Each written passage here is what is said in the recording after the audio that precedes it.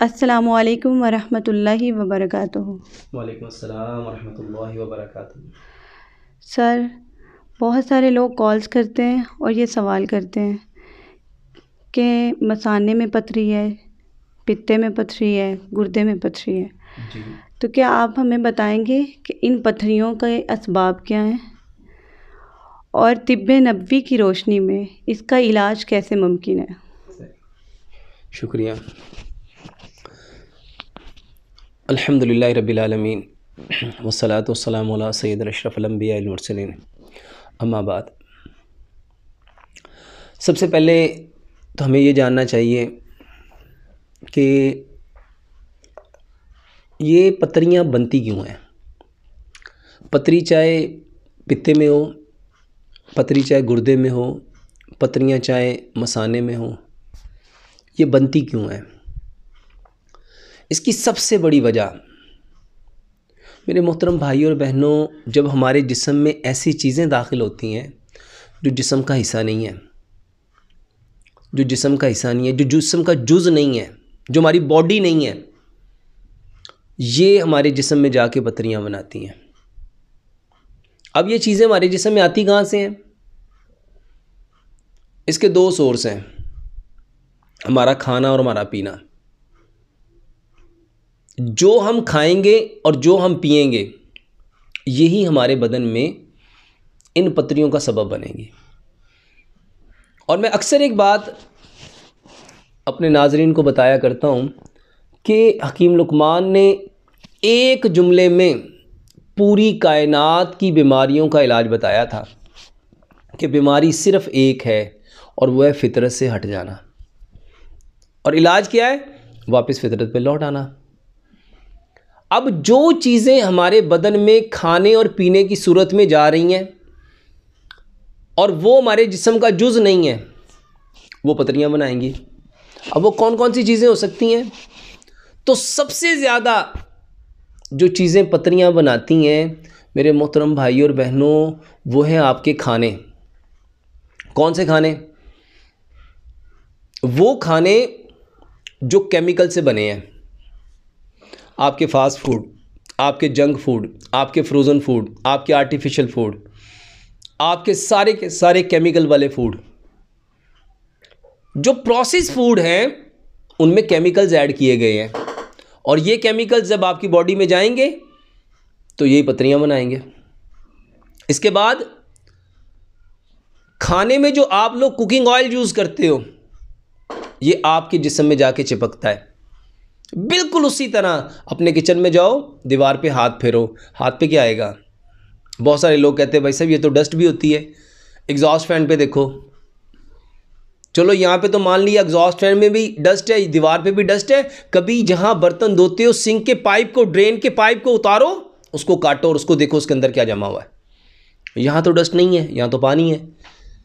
तो ये जो कुकिंग ऑयल है ये आपके अंदर जाके ये इन चीज़ों को पैदा करता है।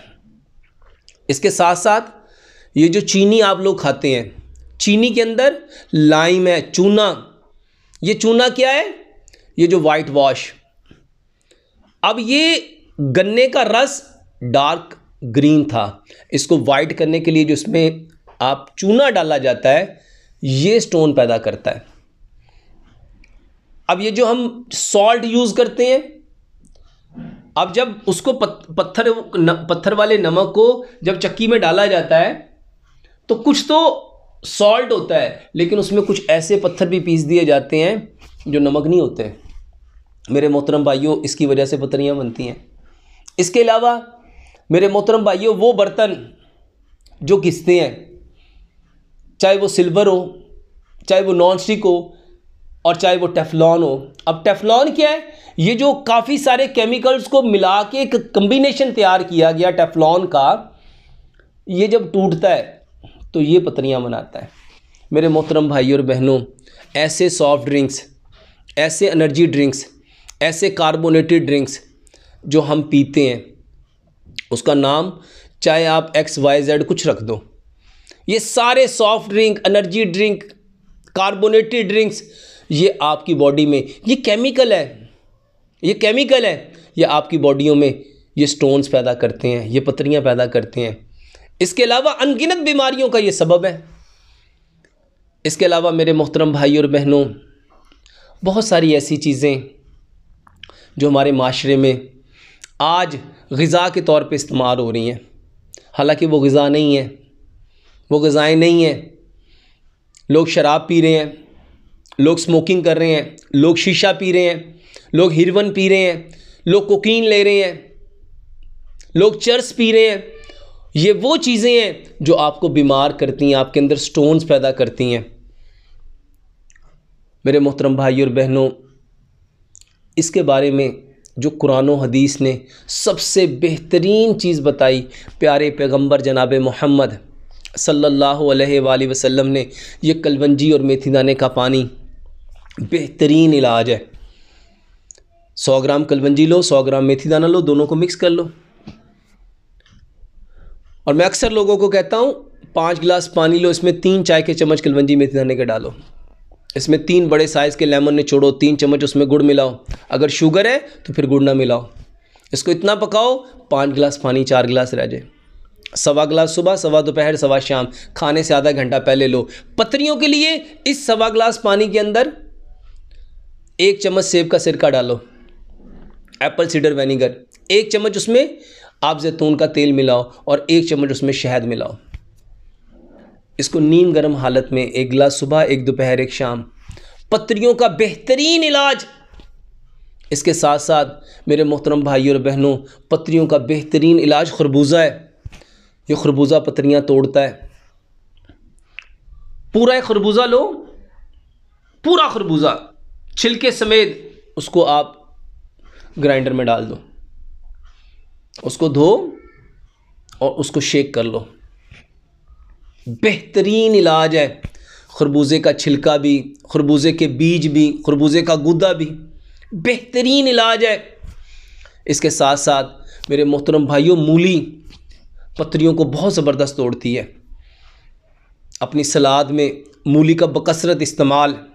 पूरी मूली लो, उसका छिलका उतारो, उसको काट लो, उस पर खूबसूरत सा मेरे मोहतरम भाइयों ये मसाला बना जो नमक मिर्च है, इसको लगा के लेमन लगा के इसको इस्तेमाल करो। बेहतरीन पथरियों को तोड़ता है। इसके साथ साथ मेरे मोहतरम भाइयों और बहनों, अमरूद बेहतरीन इलाज है। इसको बकसरत इस्तेमाल करो। ये वो कुदरती चीज़ें हैं। नबी सल्लल्लाहु अलैहि वसल्लम ने अंजीर के बारे में फरमाया, अंजीर का फल खाओ, ये जन्नत के फलों में से एक फल है। अंजीर खाओ, ये जन्नत के फलों में से एक फल है। ये बेहतरीन इलाज है। जैतून के बारे में अल्लाह सुब्हानो ताला ने, अंजीर और जैतून के बारे में अल्लाह ने कुरान में कसम खाई।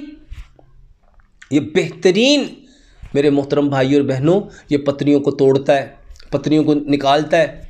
जैतून को खाने का भी हुक्म है, पीने का भी हुक्म है, मालिश करने का भी हुक्म है, क्योंकि ये मुक़द्दस दरख्त का तेल है। सेब का सिरका, नबी सल्लल्लाहु अलैहि वसल्लम ने सिरके को मुकम्मल सालन कहा है। ये पथरियों को तोड़ने में बेहतरीन किरदार अदा करता है। मेरे मोहतरम भाई और बहनों, अल्लाह सुब्हानो ताला ने जिन चीज़ों को हमारे लिए पैदा किया है, जो मिट्टी से पैदा होती हैं, वो फल हैं, वो सब्ज़ियाँ हैं, वो ड्राई फ्रूट है, वो जनास है, वो कुदरती चीज़ें हैं। 90% चीज़ें मेरे मोहतरम भाइयों मिट्टी से पैदा होती हैं। ये कुरान बताता है। अल्लाह ताला ने कुरान में फरमाया, हमने इंसान को मिट्टी से पैदा किया और वापस भी इंसान ने मिट्टी में जाना है और कल क़यामत वाले दिन इसी मिट्टी से दोबारा उठाए जाना है। तो जो चीज़ें मिट्टी से निकलती हैं उसको इस्तेमाल करो। ये बेहतरीन इलाज है आपकी पथरियों का। अल्लाह से दुआ करते हैं, अल्लाह सुब्हानो ताला हम इन सारी चीज़ों की हकीकत को समझने की, समझ के अमल करने की और अमल करके इस खूबसूरत पैगाम को कायनात के अंदर बसने वाले जितने कच्चे और पक्के मकानों में इंसान हैं उन तक पहुँचाने की तौफीक अता फ़रमाए। वमा अलैना इल्लल बलागुल मुबीन।